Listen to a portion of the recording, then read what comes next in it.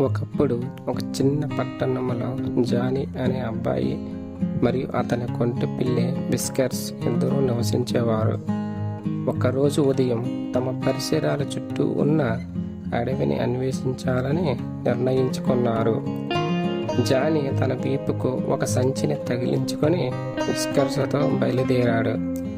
Johnny విస్కర్స్తో అడవి రహస్యాలను కనుగొనే రోజు అని అన్నాడు. జానీ మరియు విస్కర్స్ అడవి ప్రవేశ మార్గం వైపు చుట్టూ పొడవైన చెట్ల మధ్య నుంచి వెళ్తూ ఉన్నారు.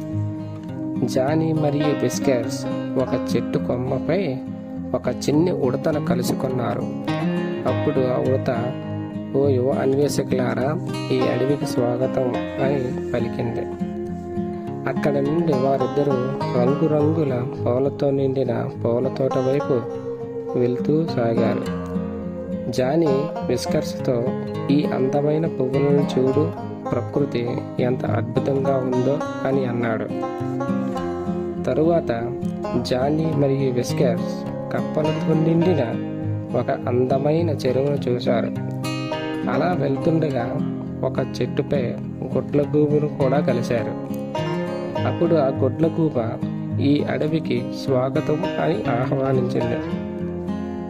జానీ మరియు విస్కర్స్ ఇద్దరూ చెట్టు కొమ్మపై కూర్చొని సూర్యాస్తమయాన్ని చూస్తూ ఉన్నారు. జానీ విస్కర్స్తో ఇలా అంటున్నాడు, "ఈరోజు మనిద్దరము అత్యుత్తమమైన సాహసం చేశాం" అని అన్నాడు.